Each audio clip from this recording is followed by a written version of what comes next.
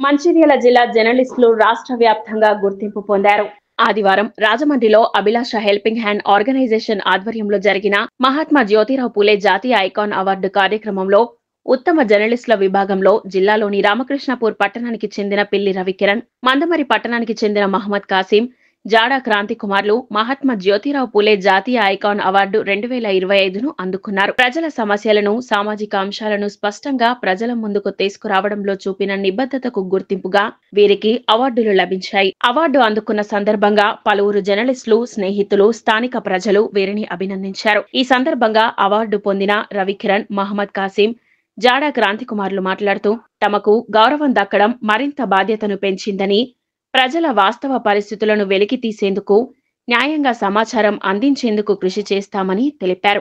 ఈ అవార్డులతో మంచిర్యాల జిల్లా జర్నలిస్టులకు రాష్ట్ర వ్యాప్తంగా మంచి గుర్తింపు లభించినట్లు అని పలువురు వ్యాఖ్యానించారు. అదేవిధంగా సామాజిక సేవా రంగంలో పట్టణానికి చెందిన కొండ సతీష్ ను సైతం మహాత్మా జ్యోతిరావు పూలే జాతీయ ఐకాన్ అవార్డు 2025 పురస్కారంతో సత్కరించారు.